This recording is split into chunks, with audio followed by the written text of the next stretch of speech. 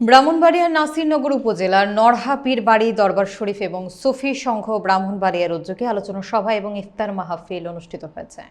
বিস্তারিত থাকছে মিয়া মোহাম্মদ আসকির উদ্দিনের প্রতিবেদনে। অনুষ্ঠানে পীরজাদা হযরত মাওলানা মাসউদুল হাসান সহ দেশ বরেণ্য পীর মাশায়েখ ও আলেমগণ উপস্থিত ছিলেন। উল্লেখযোগ্য অতিথিদের মধ্যে ছিলেন দৌলতবাড়ির দরবার শরীফের পীর সৈয়দ নাইম উদ্দিন, আখাউড়া খড়মপুর কেল্লা শাহ দরবারের খাদেম জাকির হোসেন জানু, নবীনগর বীরগাঁও মালিক ফরশা দরবার শরীফের পীর ফরহাদ হোসেন, খান্দুরা দরবার শরীফের পীর সৈয়দ রুবেল আবদাল, চিশতিয়া দরবার শরীফের পীর নওশাদ কবির, লতিফিয়া দরবার শরীফের পীর মুফতি রবিউল আলম, সরাইল পাকশিমুল কালাশা চিশতিয়া দরবার শরীফের পীর শরীফ চিশতি ও উজানিশার দরবার শরীফের পীর আল আমিন হাবিবি। এছাড়াও বিভিন্ন দরবারের খাদেম, ইসলামিক ব্যক্তিত্ব এবং এলাকার গণ্যমান্য ব্যক্তিবর্গ উপস্থিত ছিলেন। আলোচনায় ইসলামের শান্তি এবং ভ্রাতৃত্ববোধের গুরুত্ব তুলে ধরা হয়।